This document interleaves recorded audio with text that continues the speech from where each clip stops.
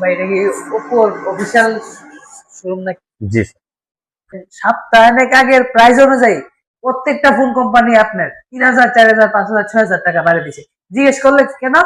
বলে যে ওই যে কি বিশ্ববাজারে নাকি স্টোরেজের সংকেত নাকি বলে দেখাই দিছে র্যাম রোমের।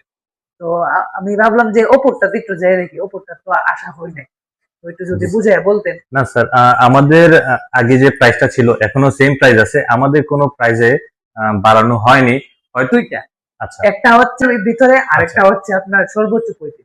তো আচ্ছা আমি দুইটা ফোন ওপোর মধ্যে পারচেস করছি। একটা হচ্ছে ওপো A6 Pro, হুম যা অ্যামোলেড ডিসপ্লে।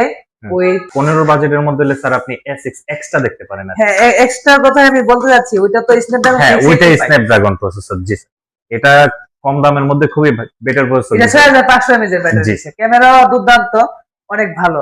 তো আশা করি যে আমি দুইটা ফোন নেব ক্যাশে, আর দুইটা নিব ইএমআই সিস্টেমে। আমি জানি না ওপোতে কি ইএমআই আছে কি নাই। আচ্ছা স্যার, আপনি এনআইডি কার্ড, তার একজন গ্যারান্টার লাগবে, গ্যারান্টার অবশ্যই রক্ত সম্পর্কে একজন হতে হবে। হ্যাঁ, আর বিকাশ স্টেটমেন্ট হলেই চলবে, এই তিনটা স্টেটমেন্ট হলেই হবে।